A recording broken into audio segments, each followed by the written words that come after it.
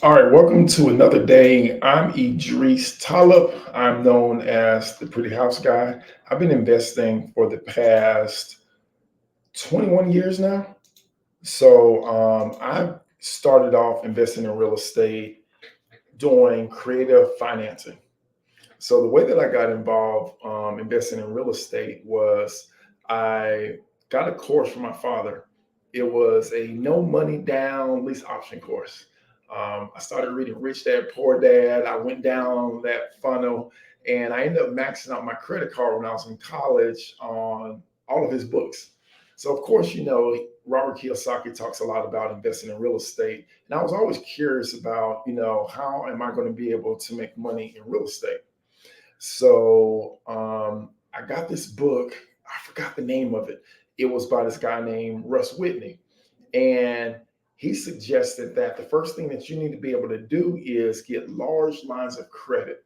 So go to a bank, put $1,000 in your savings account, and then you're going to use that savings account as collateral to borrow money from that bank because I was in college. So I did that. I borrowed money from the bank, and then I used my savings account as collateral. I got that $1,000 and I put that into another bank account. So I went to like five or six banks doing that, and I was able to open up, just some credit lines and everything. And as I was paying everything on time, I was able to build up my credit.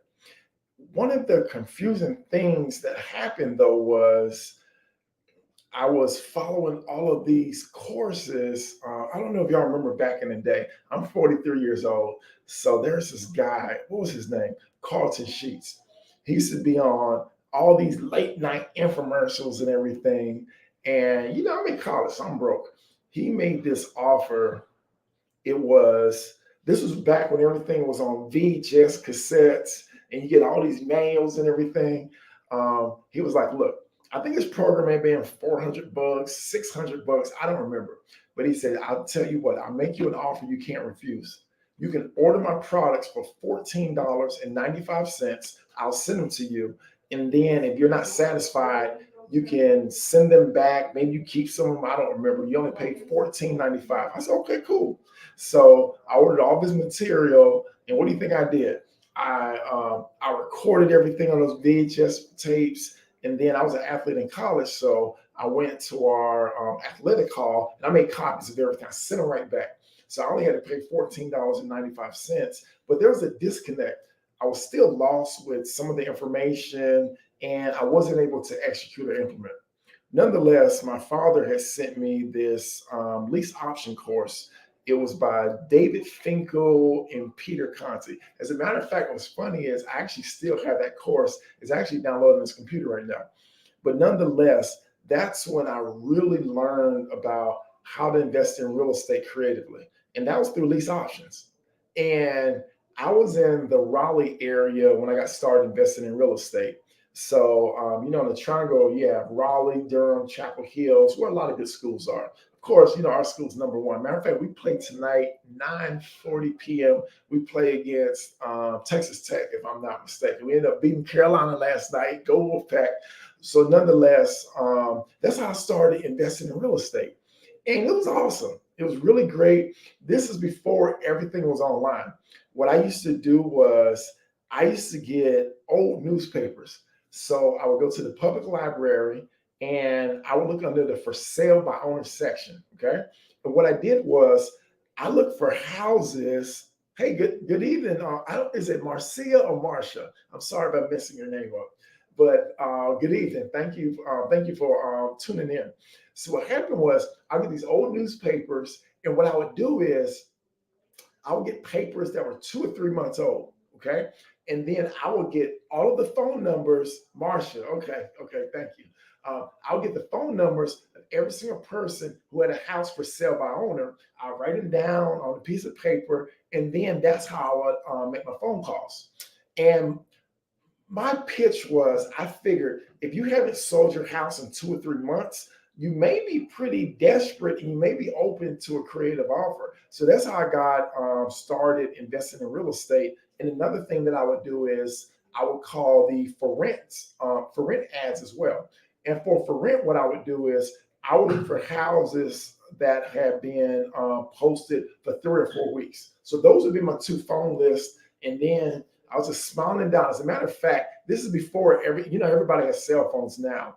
But back then, I used to make all my phone calls between the hours of 6 p.m. to 8 p.m. because that's when people are off work. And I was fairly successful. It was off and on, off and on, off and on. Oh, Marsha with us? Okay, glad to have you here. And then, yeah, if any of y'all are live right now, just put in where y'all from as well. I'd like to know where y'all from. I'm here in Atlanta, Georgia. I always tell people North Carolina raised me, but Atlanta adopted me. But my father, he got on me last night in the comments. I was actually born in Houston, Texas, but nonetheless, happy to be here in Atlanta. I'm just sharing a little bit about my journey, how I got to where I am right now. So, nonetheless, North Carolina. Okay, Cheryl. Yeah, North Carolina. Conroe, Texas. Okay, I never heard of Conroe.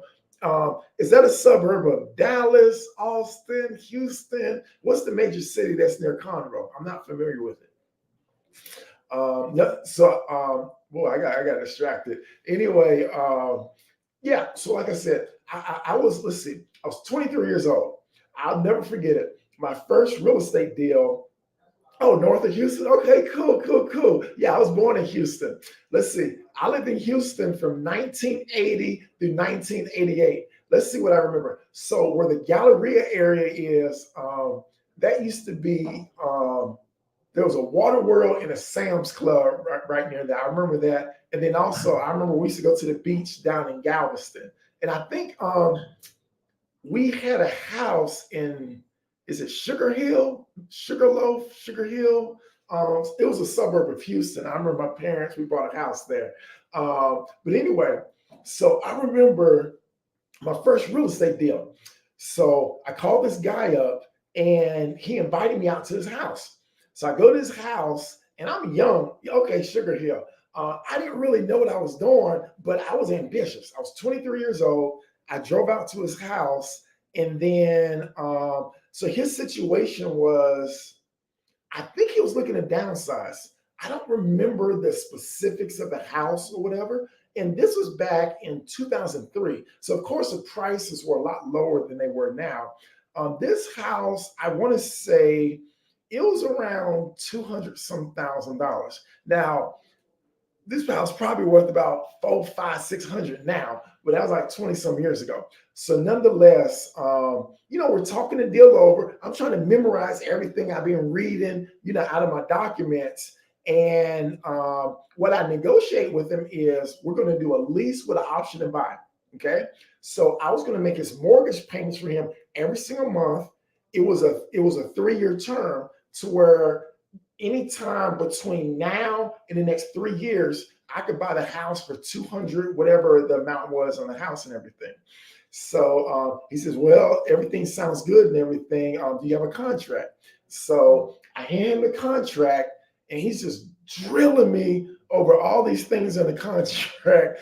And it didn't dawn on me before I give him the contract, I should read over it to understand everything that was in it. I was just ambitious. I was ready to go. I printed out the stuff. I sent it to him. I couldn't answer all these questions. And he said, young man, you don't know what you're doing, do you? And then I said, well, sir, this is my first deal. However, I do understand how this works. And I promise you, every single payment will be made on time or whatever. Just give me an opportunity. And he respected my honesty. So, because he was in his maybe 60s, I'm not sure. That was a long time ago. All right, somebody in Big D, Yolanda, Big D, Dallas. I got a funny story. So, all right, I'm sorry to break for it.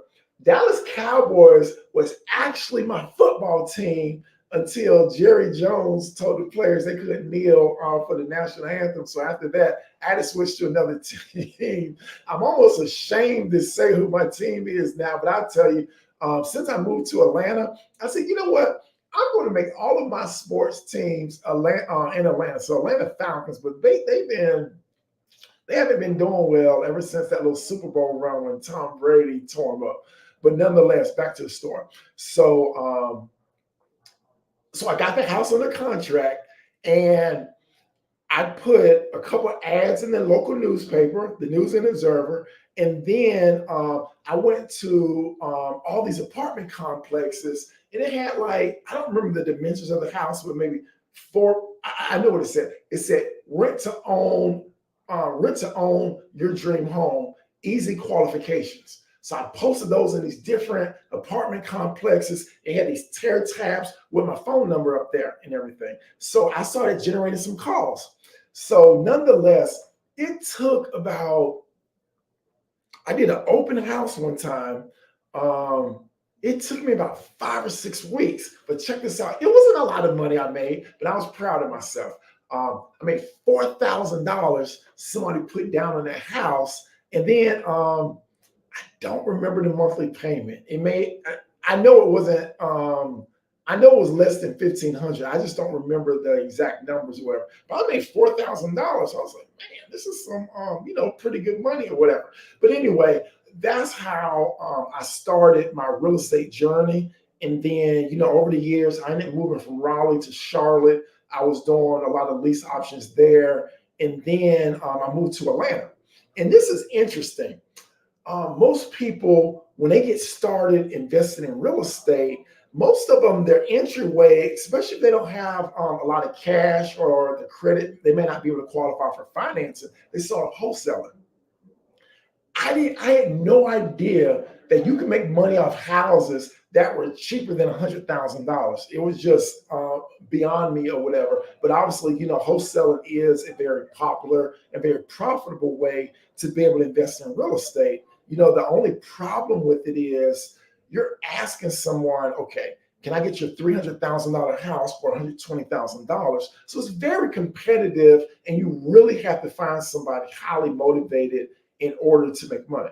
So, I had been investing in real estate, moved here to Atlanta, and then I just got more sophisticated with what I was doing.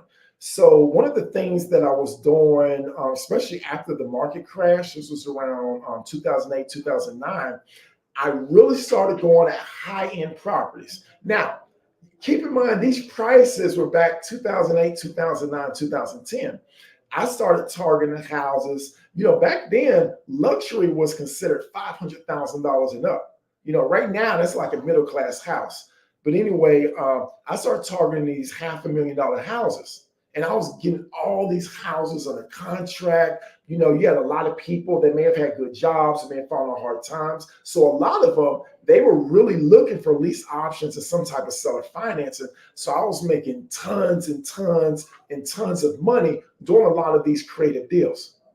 Around that time, I was doing, I had my healthcare going on. I was doing financial planning. We all talk about, we need multiple streams of income, to really survive out here, to make a lot of money. And what's interesting was I was making what I thought was, well, it was a lot of money. I was making good money. However, I was pulled in so many different directions. I had healthcare offices up in North Carolina, South Carolina, Georgia. I was traveling all over the time because I was gone away a lot from my family because I was married back then. I would take Fridays off, and Friday, Saturday, Sunday was dedicated to my family and my children. And then, Monday through Thursday, back off to the races and everything. And then, I kind of told y'all what happened to me last night. Two of my offices in South Carolina, there was some Medicaid fraud going on. And then, I ended up going to prison. And from there, once I was in prison, I lost everything I had worked so hard for, everything. And it wasn't just financial. I lost my marriage. I wasn't able to see it's interesting. I didn't want to be there, but where I was at, it's not like what you see on the movies, everybody raping each other and all that violence and everything. Now that does happen, however, not where I was at. So I never felt like my life was in danger. If y'all don't know me, I'm 6'6" and I'm 220. So I'm bigger than most people anyway. So it was never a problem whatsoever. I used that as like a reset for my life. And the positive thing was I had so much time to myself to reflect and just really work on myself. Before I was all over the place. I mean, I was everywhere chasing the money because I wanted to create financial independence for myself. And I had some blind spots and they got exposed. Okay. So while I was there, I just really started to sit back and think. I said, you know what? If I can choose just one thing to really focus all of my time, effort, and energy on, what would that be? You know, my credit was trash because I hadn't made any payments for 2 years. I had no money whatsoever. Matter of fact, I owed a lot of money, coming out. Um, I am highly skilled in everything, but with a felony or whatever, who's gonna hire you, or whatever. So I said, you know what? I'm going to do real estate, and I'm only going to focus on real estate when I get out. And I came out during COVID. Okay. So we all know what happened during COVID. Prices started going through the roof because interest rates were so low. And, the government was really trying to stimulate the economy. So I came out and it was a whole new world. So when I was pitching owners, my seller financing and my creative real estate, they're like, why would I do that when I'm houses are selling above asking price? As a matter of fact, I have 5 people who are looking to overpay for my house. Why would I do a lease option and everything? So I had to make a shift. I had to make an adjustment. And I did some creative stuff, y'all. So what I did was, this was back in 2020. I did what's called a Godfather offer. And how many of y'all seen that movie, The Godfather? He has a famous line where he says, I'm going to make you an offer that you can't refuse. So that used to actually be my pitch. So I'll call up these sellers of these houses. I'll say, look, I'm prepared to make you a Godfather offer. And they're like, oh, what do you mean a Godfather offer? It's an offer you can't refuse. So basically, what I was doing was I would give them a full price offer, all cash. And the reason why I was doing that was that allowed me to put the house under contract, okay? And what I would do is I would do a non-exclusive agreement. So basically what that means is that gives them the opportunity to continue to market their house. And what I would say to them is, I said, look, Mr. or Mrs. Homeowner, look, with this non-exclusive agreement, this does not take your house off the market. You can continue to market this house while I market the house. You pay me zero fees, zero commissions whatsoever. The only way I make money is if I bring somebody to the table to buy your house. They're like, oh, you're not buying a house? No, sir, no, ma'am. I have, 37 people who are looking for a house just like this. And the only way that I can offer them an opportunity to take a look at this house, because I'm not a licensed realtor. So I can't sell houses I don't own. The only way I can do this is by having equitable interest in your house. This agreement that you sign conveys that I have equitable interest in this property. And then what I would do is I would record a memorandum at the county courthouse. And that's going to show the world that myself, I have an agreement and I have interest in that particular property. And then that's how I was making money during the pandemic. And I did a lot of those things with it, okay? So fast forward to July 2020, I had gone to speak at an event in Tampa, Florida. So I was telling people, all about my story and everything, how I went from rags to riches in real estate in a short amount of time. And then I met Genevieve. Some of y'all who follow me online, y'all know who she is.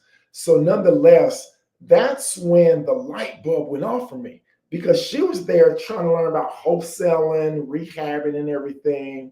And I said, well, what is it that you do? She says, well, I have a house and I rent out rooms to ladies or whatever. So I started doing the math on it. I said, man, you know what? She's making some good cash flow.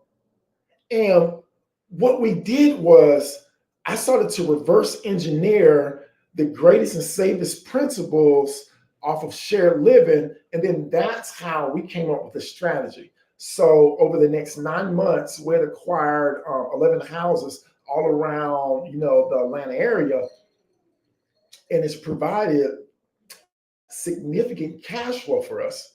And that's why I titled this, how shared living investing can skyrocket your income. So let me explain what shared living investing is, okay? I want you to imagine just a regular house, okay? A house is nothing but it's a big box with rooms in it. Rooms, living rooms, bathrooms. That's pretty much all a house is. Whether it's a $2 million house or a $30,000 house. Every house is pretty much the same, except the more expensive houses just have more bells and whistles and everything, okay? So one of the things that is so brilliant about this is that you're able to really exponentially increase the cash flow by renting out the rooms rather than the whole house. So let's just do some math and let's just talk about the typical scenario of somebody who wants to be a landlord. Most people who become landlords, their goal is financial independence. They like that cash flow. Their goal is, look, I'm going to go in, I'm going to buy a house for a nice price, I'm going to fix it up, and instead of flipping it for a profit, I'm going to rent it out for that cash flow. If you don't have cash, typically, since that's not your primary residence, the lender is going to require you put 20% down, okay? And then, you have to have money, for the repairs and all of that, whatever. And then, once the house is fixed up and it's beautiful, whatever, you're going to refinance into a conventional loan, okay? Typically, by the time you end up renting that house out to one family, your cash flow is going to be somewhere around $200 or $300 every single month, if you're lucky. Okay. So most people, they're playing the long game, because if you get about 3 or 4 of those houses, especially with the way the prices of houses are now, it's a guaranteed way to become a millionaire long term. It's a guarantee. That $200 or $300 is going to continue to grow because you're going to have the rent increases, and then you're going to be paying down that mortgage as well. Plus, you get the equity built up in the house, and then you're going to be able to have all the tax benefits. So long term, that is a guaranteed way to create wealth for yourself. The only problem is it takes 15, 20 years for you to really reap the benefits of that. Now, there's nothing wrong with that. But at the same time, what if there's a way to where instead of you waiting 20 years, you can compress it to maybe 20 months? What if there's a way to where instead of you having to put all of this money down and everything, you can be able to reap the rewards, now rather than later? What if there's a way to where you can 10x the cash flow that you receive? Instead of receiving $200 a month, what if you receive $2,000 a month off one house? And here's the best part. You don't even have to own the house. And that's why I get so excited, about this. And everything I'm telling you, I can actually validate it mathematically. I have a little spreadsheet that I created with some formulas and stuff. And based off of the amount of cash flow that you're looking to generate, I can share with you, okay, this is exactly what you're going to need to do. And then from there, you just reverse engineer the activities that need to be done. And voila. Y'all want to see it? Do y'all want to see it? I can show y'all that spreadsheet right now if y'all want to see it. Just drop some in the comment. So if you're on YouTube or Instagram, I can't see your comments, but on Facebook, I can. I'm going to go ahead and show y'all the spreadsheet. Give me 1 second, everyone. Present. Let's go to share screen. Share screen. Entire screen. Give me 1 second, y'all. Okay, click on this. All right, cool. So y'all should be able to see my screen. So give me 1 second. Where is, oh, here it is. Here's the file right here. All right, so check this out, y'all. So this right here on the title, income goal setting, okay?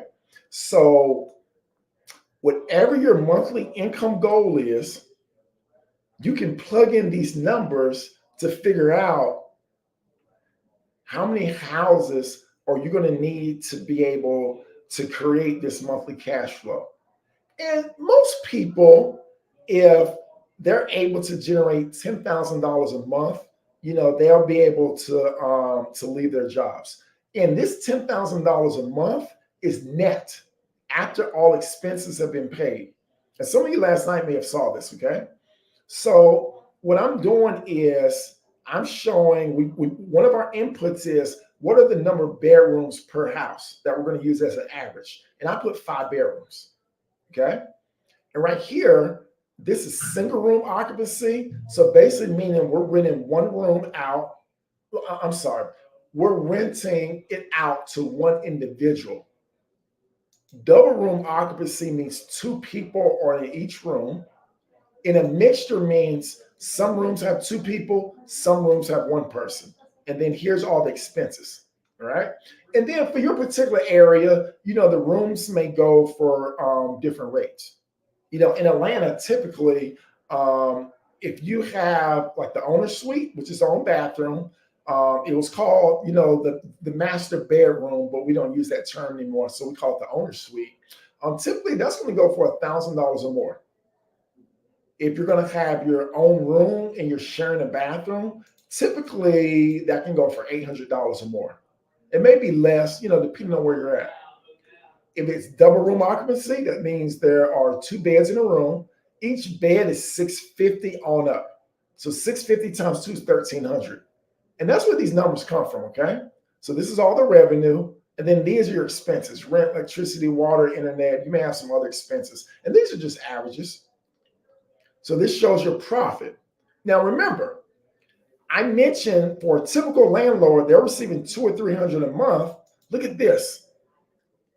By renting out 5 rooms, you're going to be able to receive $1,500 a month cash flow.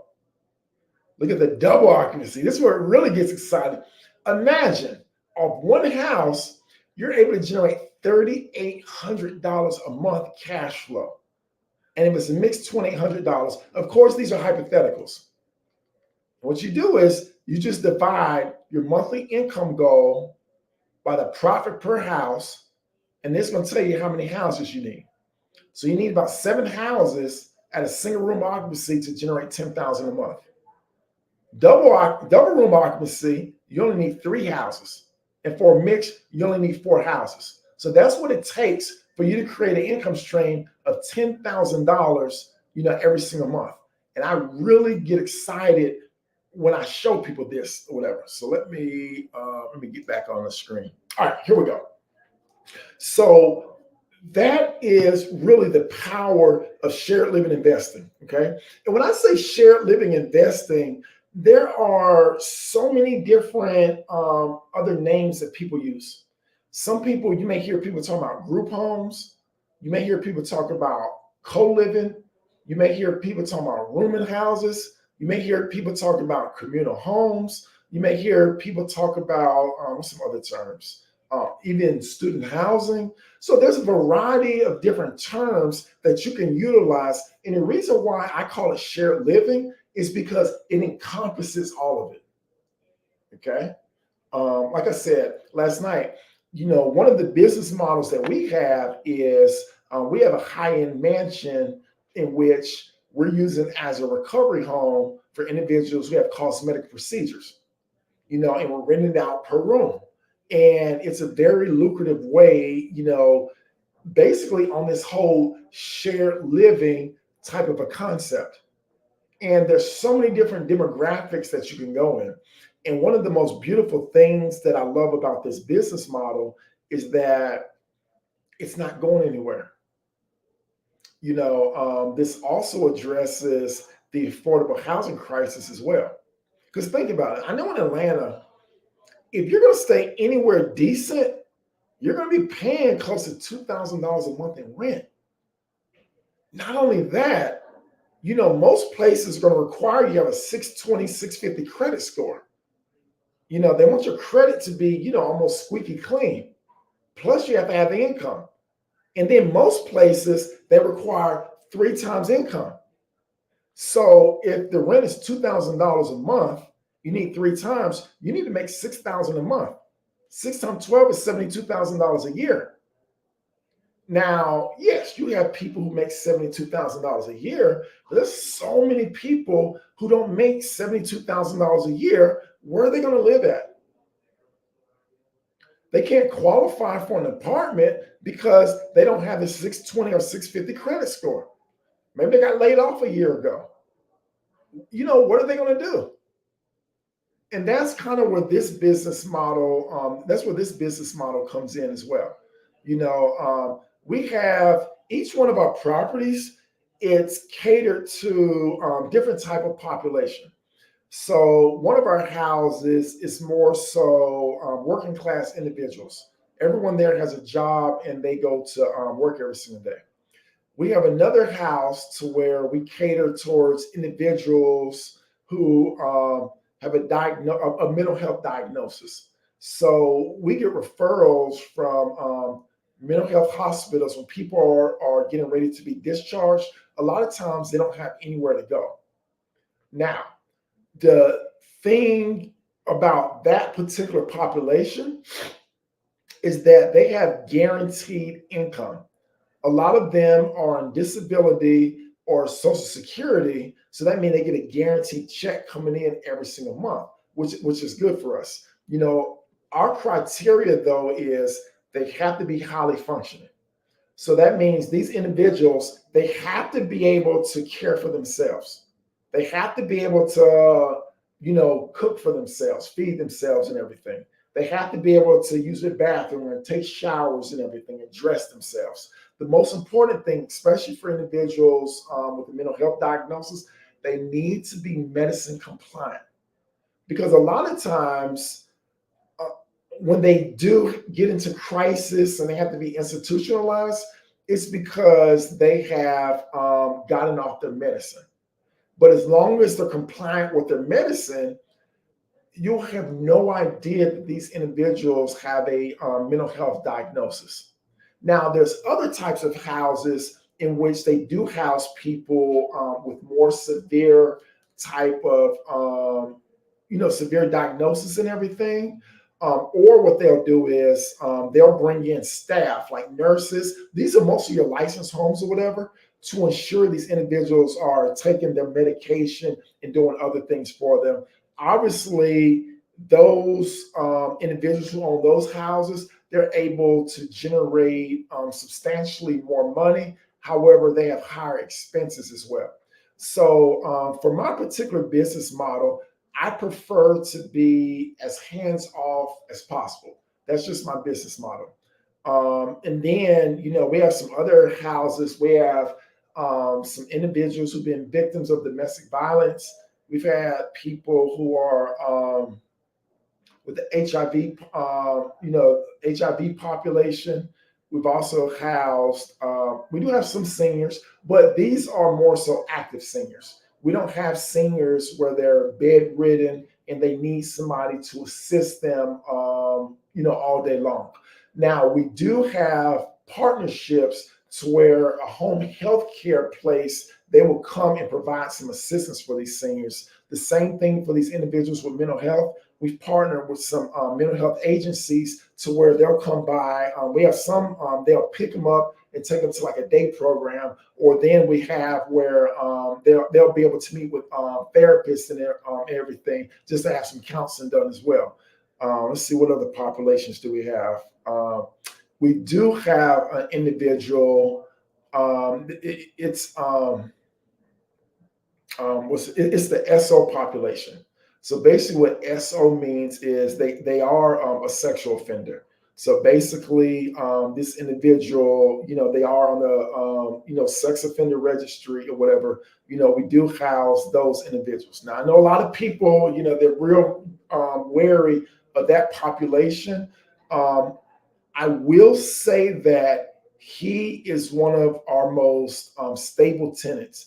And the reason why is because it's so hard for them to be able to find housing. For one, no one wants to house them. And then for two, they have very strict requirements in terms of where they can live. They can't live near a church. They can't live near a school. They can't live near a park. They can't live near a swimming pool. Anything where I think it's like 1,000 feet or something. They can't. There's a certain radius that they can't be around any places, where there's a lot of children or whatever. Another thing is, they have to report to their probation officer as well.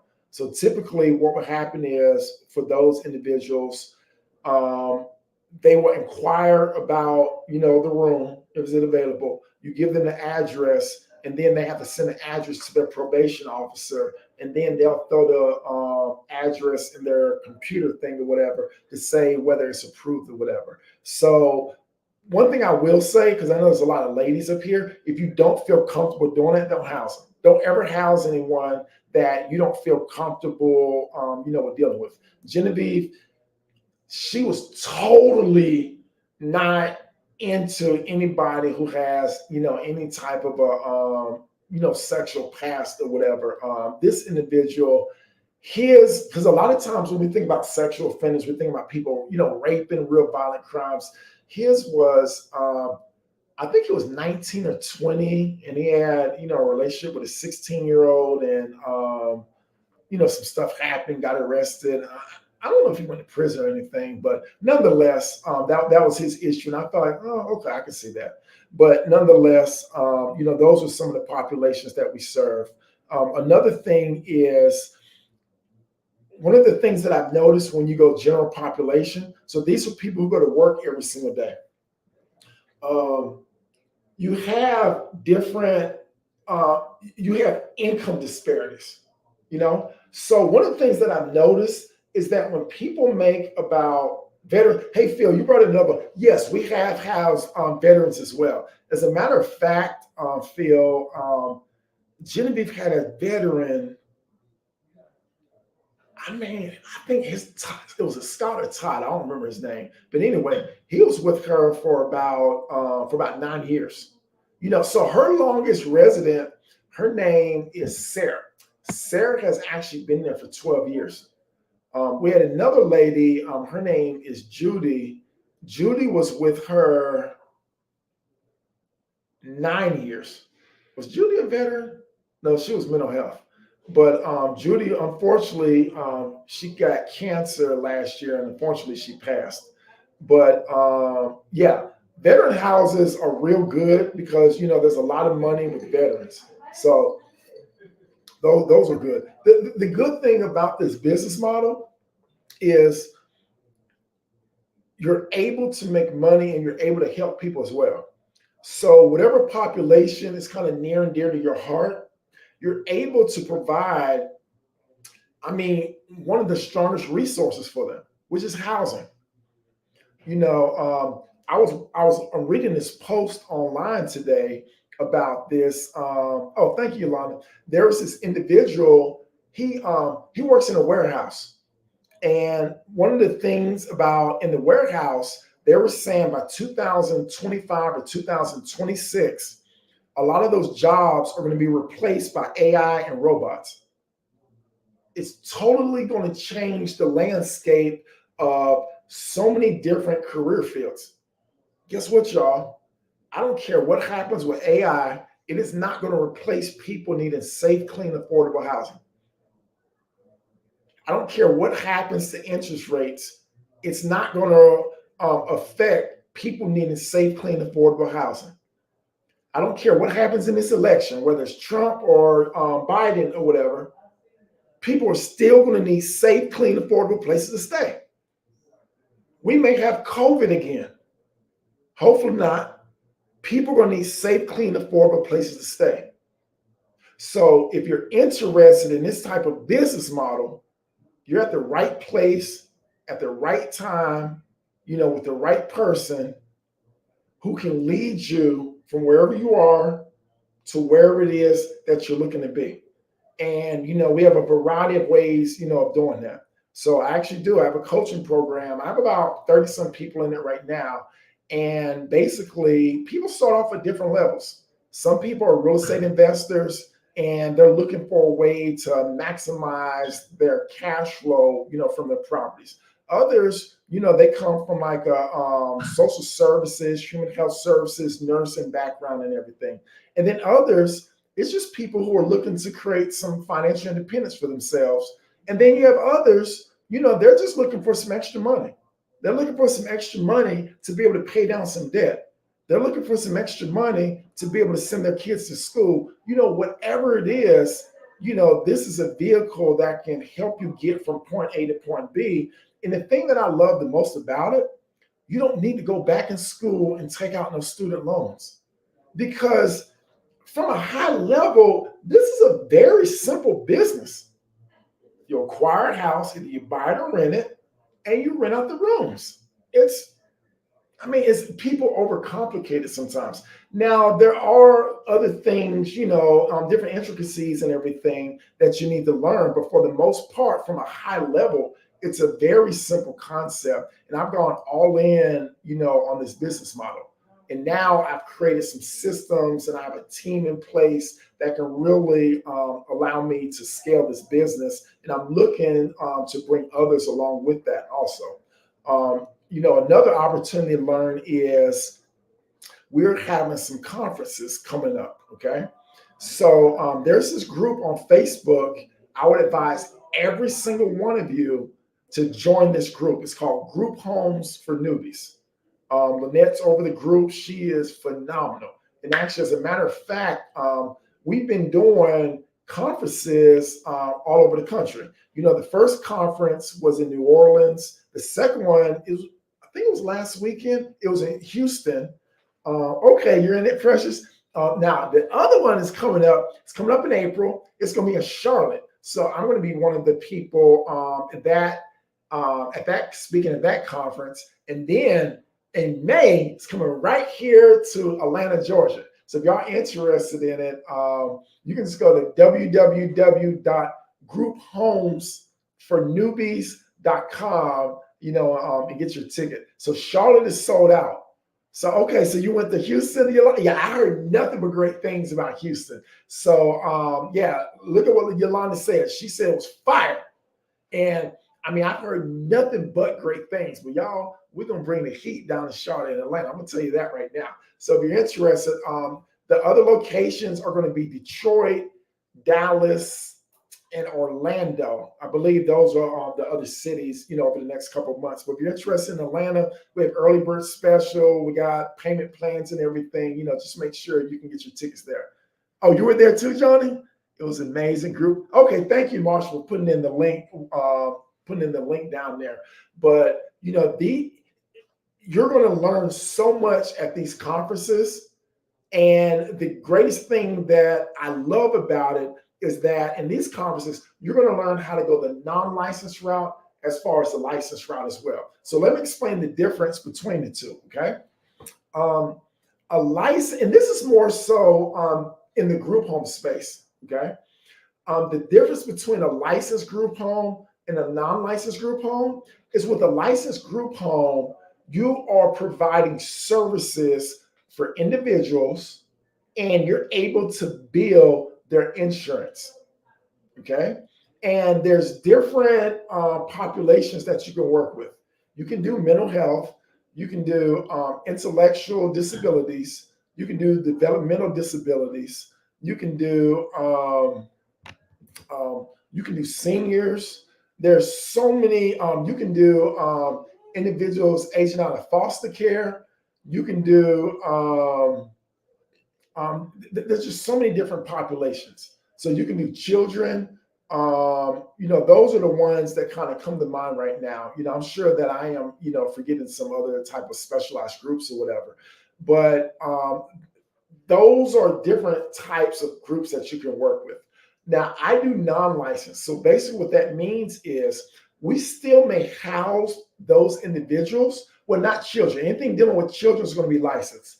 But any adults, even if they do have some of those disabilities or things going on with them, instead of us providing those services for those individuals, we bring in a private third party to service those individuals, and that third party bills their insurance. We are nothing but a housing provider. So we just provide housing for these individuals, and we partner with different organizations who are able to provide those services. So that's just kind of my preference, for my particular business model. And I mean, there's so many different directions that we can go in with this business. I have some very creative ideas. One of the things that I'm looking at doing right now is looking at, major employers, especially major employers who may have individuals, may work at warehouses, factories, and everything. Basically where they may not be high income individuals. So a lot of them, remember, they're not able to qualify to rent an apartment. So we can go to HR and they can say, you know what, this is one of our housing providers that are able to, for you to apply for housing. And with us, we don't really have too strict requirements. So I'll tell you about us, okay? Personally, we do not run credit checks when people are looking to move into our rooms. And I'll tell you why. I guarantee you almost every single one of them has bad credit. If they had great credit, they would move into an apartment or somewhere else, okay? So if they're not able to qualify for an apartment or anywhere where they can lease, where did they go? A lot of them are staying at these extended stay motels. Do you know how expensive some of those are? Some of those are $400 or $500 every single week. And what happens is, if you have limited income, what happens is you'll stay there for like a week or two. Now you're in your car for a week or two. Now you saved a little bit of money. Now I'm back in extended stay motel. Now I'm back in my car. That's no way to live. So I'm gonna tell you one of our marketing things that we do is we'll go to those extended stay motels and actually market directly to those individuals. Instead of you paying, $400 or $500 a week, why don't you pay $700, $800 a whole month, all inclusive? All utilities, we got internet, you got a washer and dryer, and then there's public transportation that's nearby and everything. Is that something you may be interested in? And one of the things that we do is we make our rooms so nice. So one of the things that's a value proposition for my business is I want our house to be so nice, you would never be able to afford to stay in a house that nice based off your income. And we do this, we don't spend a substantial amount of money doing this. A lot of the items in the house are used. We'll go to Goodwill, we'll go to Dollar Tree, Family Dollar, Walmart, garage sales, auctions. We look at the free section on Craigslist, anything free on Facebook Marketplace. So that's how we get a lot of our stuff. And then also, if we go to a garage sale, we'll just let the individuals know what we're doing. And a lot of times those individuals say, you know what, I love what you're doing. You can just have this, if you have a truck, you can come pick it up, you can have it. And then they'll make phone calls to other people and let them know about what we're doing.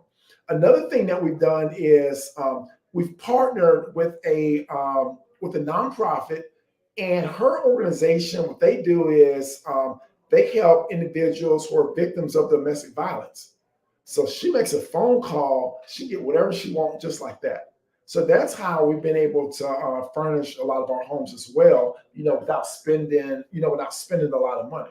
And that's my goal. And the big thing is this business just gives you so many opportunities to create change, to help people, but you're able to be rewarded, financially as well. So I just can't get enough of this business model. I get excited every single day, and I'm really looking to grow this and to help people grow their business as well.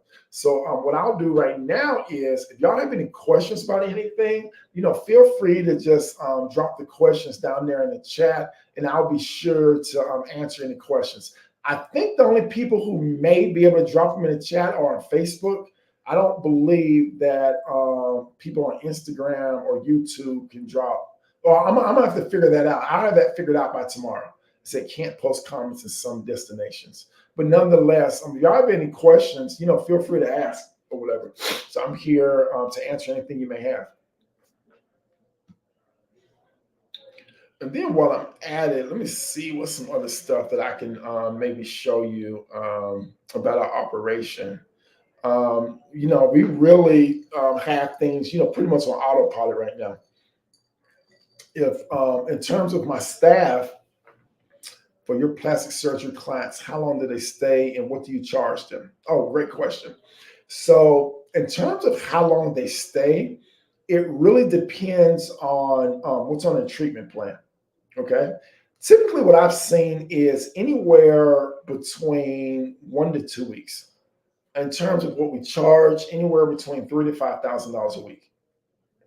Now, with that, we do have a little bit more overhead because, we have nurses coming in, we have maids that come in, we have private chefs and everything that come in. Because a lot of times when they do come in, from a procedure, they are bedridden until, they're feeling better and everything. They need some assistance, maybe going to the bathroom. They need somebody to change, their bandages and everything. They need somebody to change, the linen a couple of times a day. So that's why we also have someone who will come in and basically we have a private chef for them. The chef will come in and then they'll ask, what kind of food do you eat? What kind of food do you enjoy? Another thing that we do is we do consult also with the nursing staff wherever they got the procedures done, just to make sure that there's no particular meals that they shouldn't be eating. Maybe there's nothing that's going to interfere with their medications. But for the most part, they don't, because a lot of them, they're looking to eat real clean, real healthy or whatever. And, we're, because we are charging a premium, we want to give them a premium experience. We also have one like this little Zen garden. So it's these plants and everything, like a little waterfall that kind of drips down to where they can go out there, read a book, meditate, maybe put their headphones on, listen to some, some soothing music, whatever. We have a yoga room where, they can go in there and do different things. So, we just try, like I said, we're trying to give them an experience, because a lot of people, when they do come into town for cosmetic procedures, when they're looking to, recoup, they either have to go back home, they either have to get a hotel, or they have to rent like maybe an Airbnb. And then, a lot of those places, it's just not conducive for the recovery that they're going to need. All right, any other questions y'all have? Yeah, but I'm just trying to get as creative as possible, in terms of, some of these houses or whatever. One of the opportunities that I do see is, I'm sure many of you, if you've been online or you've been reading a lot of places, the NAR, the National Association of Realtors, they just lost a lawsuit, like 486 million or something, a large number, to where, they're slashing the commissions now. So instead of when someone sells a house, instead of it being like a 6% commission, I want to say, now don't quote me, I'm not a realtor, it's been cut in half to 3%. So as a result of that, that's really going to affect the market. And the way that I see it really being affected is, typically when you get ready to sell a house, there's a 6% commission. 3% goes to the listing agent. The other 3% goes to the buyer's agent. Okay.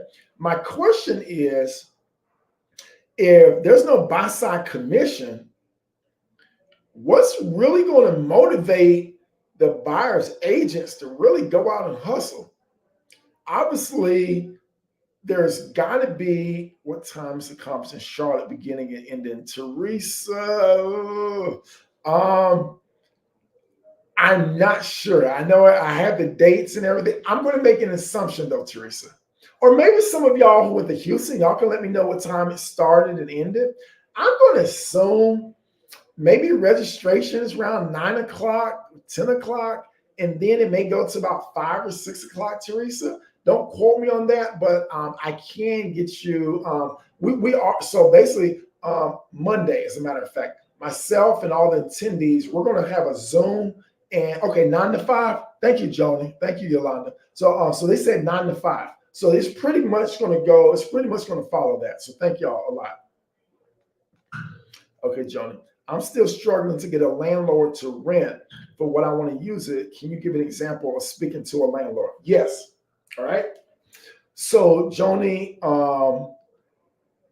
what I like to do is I like to put myself in the landlord's shoes. Okay.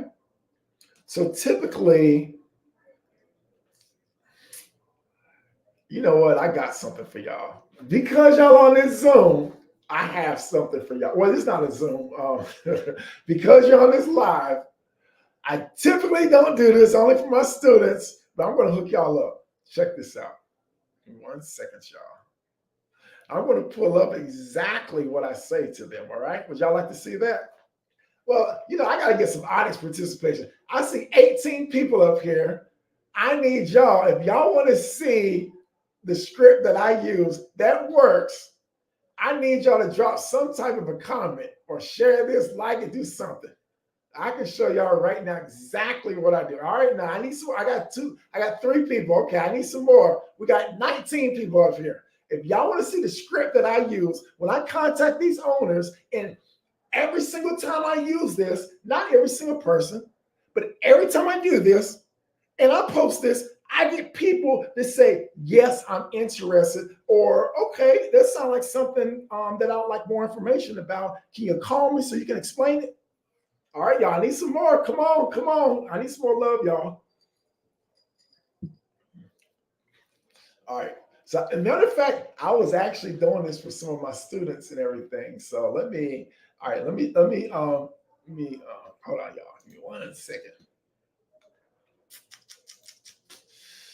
Oh, I can't believe I'm showing this to y'all. And I'm going to show y'all how powerful this is.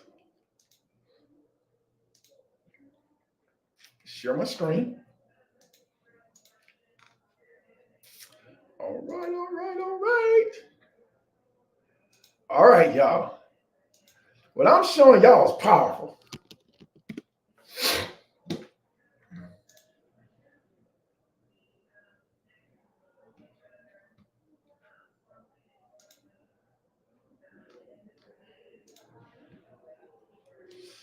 All right, y'all. I don't know if y'all can really see this.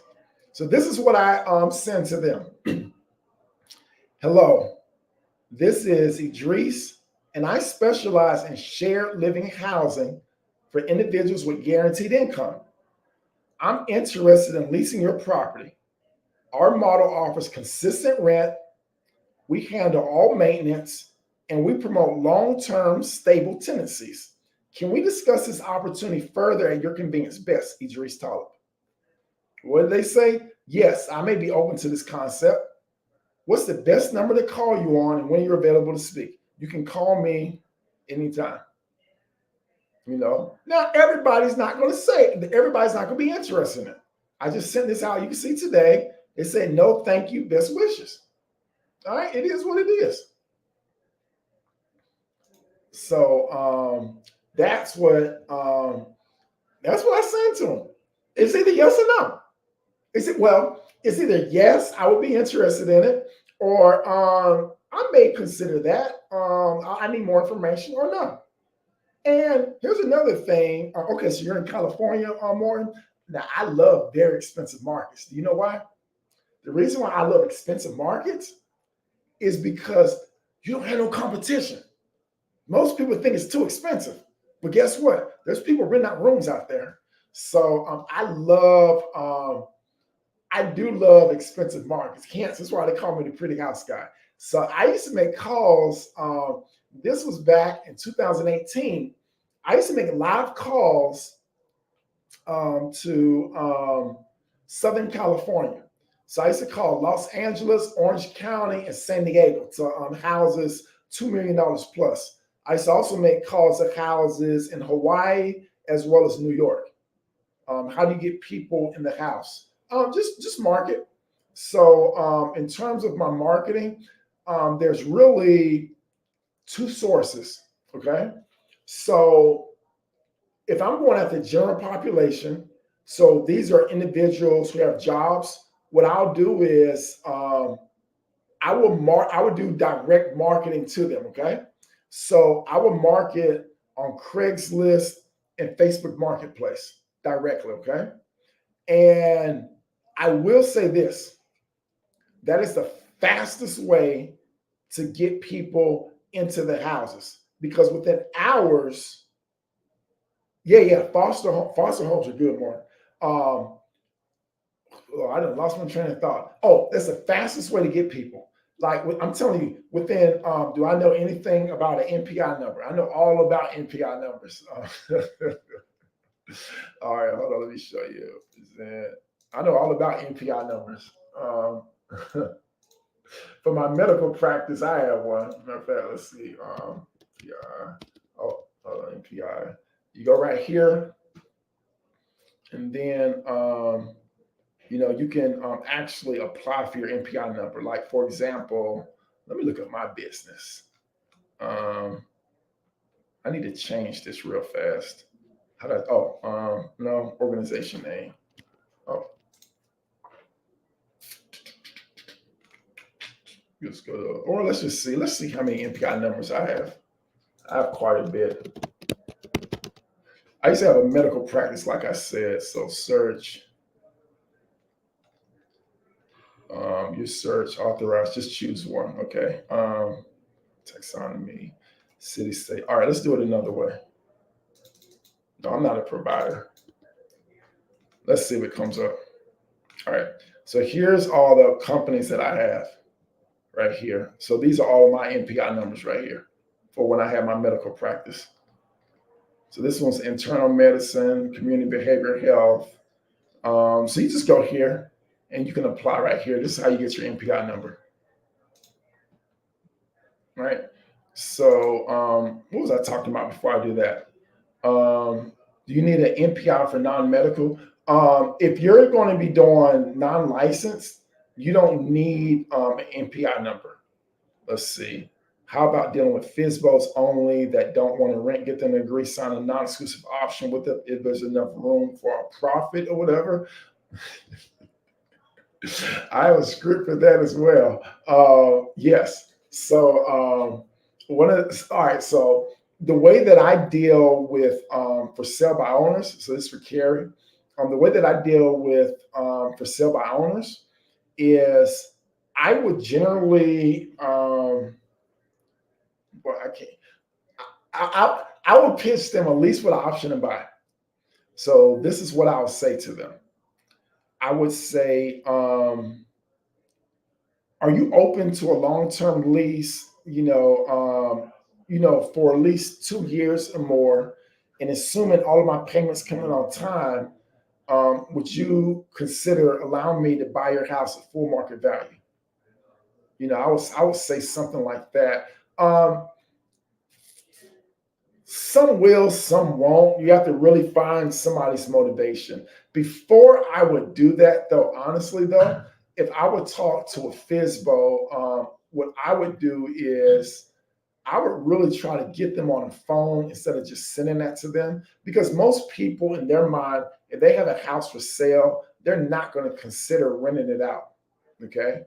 Now, one caveat to that is if the house has been on the market for a while. If I notice that the house has been up there for like 45, 60, 90 days and everything, I would maybe go in strong with that. Or what I would do is I may start off with some type of seller financing type of a conversation. So the way that I do everything with Fizbos is I don't know if you're here for the beginning part of this live. I call it, I make them a Godfather offer, which is an offer they can't refuse. So what I do now is whenever I talk to owners of houses that are for sale, I primarily deal with nice houses and nice neighborhoods and good school districts.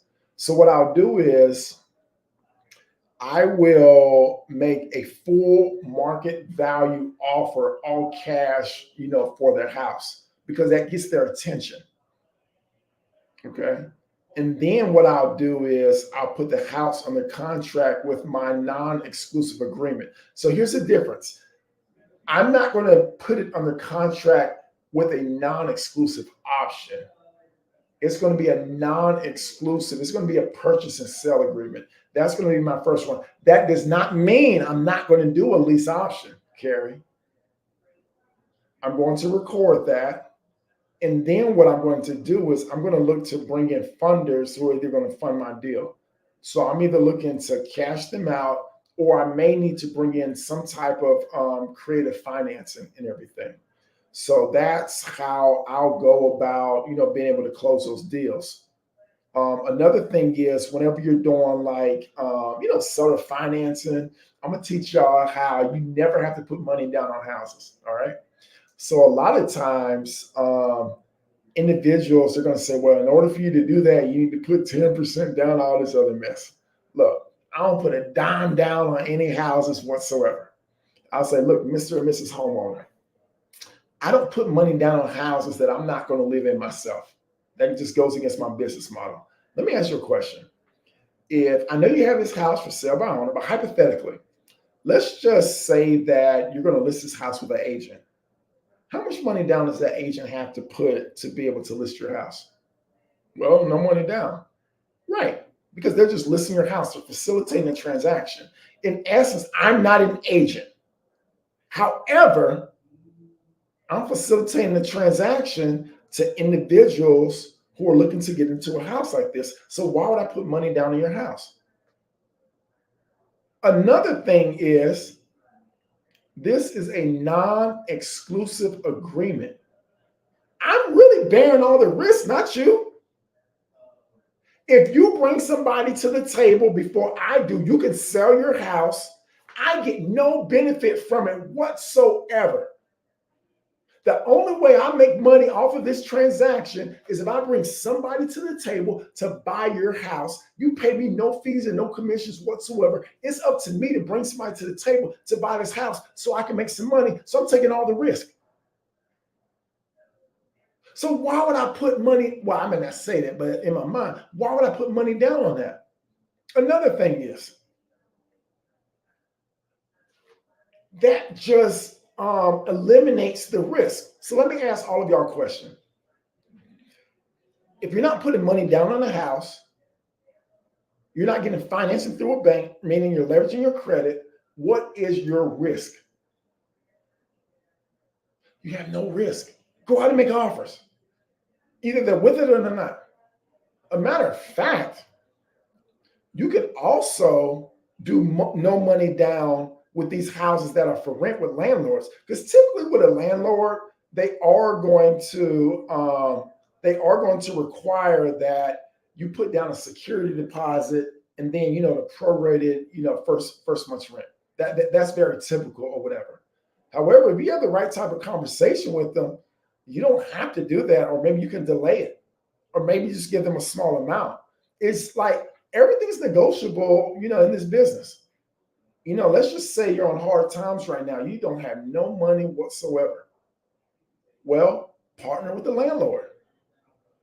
I mean, think about the benefit that you can offer a landlord.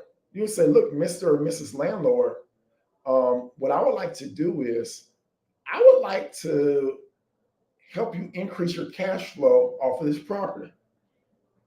But here's the best thing about it. It's going to be purely passive for you. I have a list of about 37 people looking to get into a house just like this. All of them have guaranteed income. The only thing that I would need from you is the ability to allow me to rent out the rooms. Here's the best part about it. It's totally going to be hands off for you. Another thing, I'm going to make sure if they don't pay, they don't stay. And I'll replace them just like that. You're never going to have to evict another tenant again.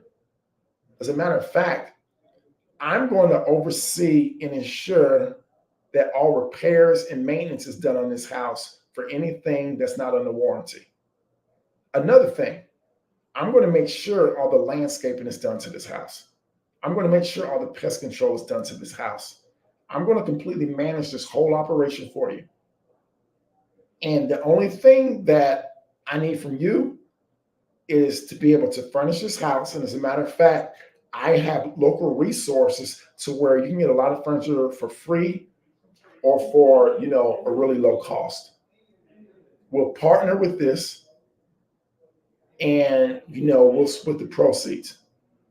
What population do you do that is not hands-on? General population, Teresa.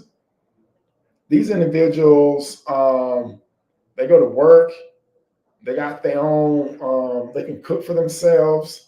A lot of them, they are lower income, so they get food stamps and stuff. They just pretty much do for themselves. Like we have houses,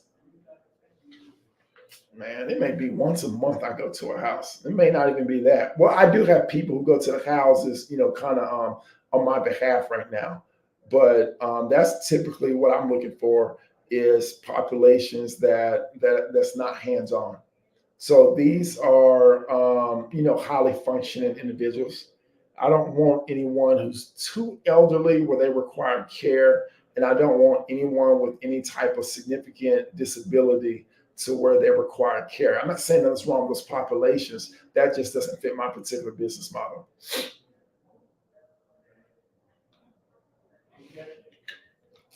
What else y'all got for me? Let me see. Let me read these. I won't probably do it. Can I bill for that? I have one for private duty nursing, Lacria Rahman. Can I bill for that?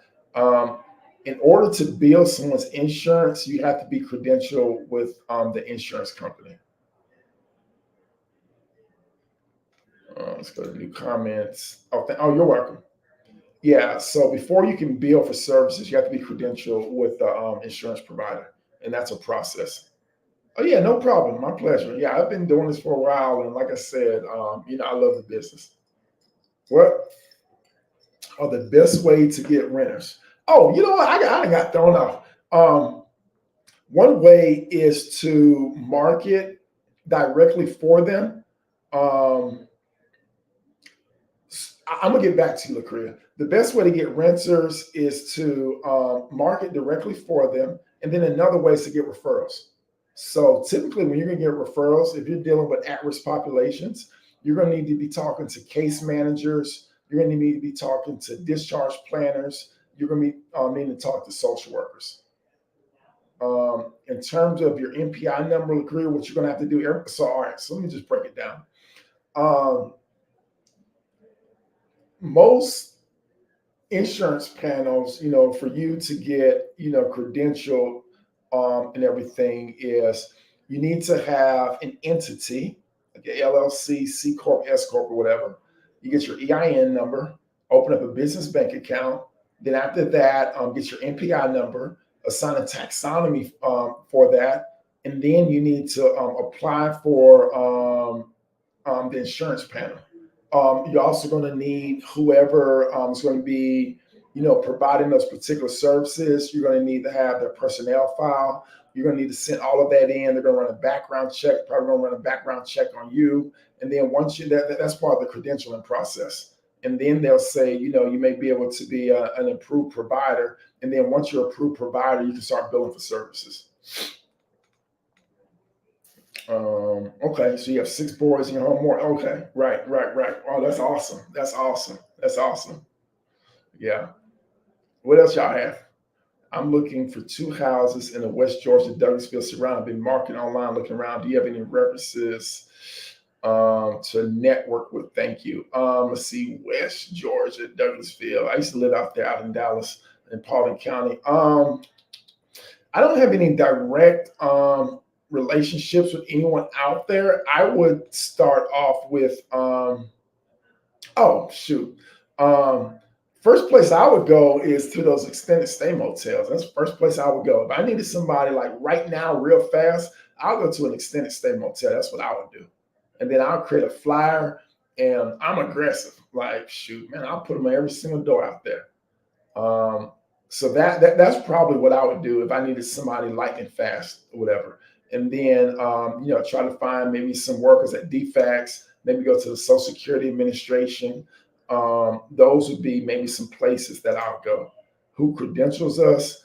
Whatever insurance panel you're looking to bill, Medicaid, Medicare, United Healthcare. There's a variety of them. Cigna, Blue Cross Blue Shield. That's who credentials you. I'm in Kern County. I have no idea what Kern County is. Oh, you need houses to rent, not people. I would just go online. I do everything online. And so, I'll tell you another way you can do it, Rose, is go to some RIA meetings, some real estate investor association meetings or whatever. That's how you can find some landlords and tell them what you're looking to do. Another thing that you can do is go to the auctions. The auctions in Georgia are the first Tuesday of every single month at the courthouse. Go there and you'll meet a lot of landlords there as well and tell them what you do. That's what I would do. How hard is it? Can I apply for grants to start up? I guess you can. Yeah, I'm assuming you can apply for grants. I've never had a grant. I've never had a grant. I assume you can apply for grants. What are the best agents in Georgia? Yes, I made some with Meetup. Mm-hmm. Also, maybe real estate agents as well. Maybe some leasing agents who have relationships with landlords. That might be another particular way that you can meet people who have access to homeowners who may allow you to rent their house out. That might be another way you can do that. Facebook groups, find people who have Airbnbs who are frustrated. Go to landlord groups. Find people who are complaining about, their tenants and everything. Oh, I got another good one. Go to eviction court. When you go to eviction court, you're going to find a lot of landlords who are fed up.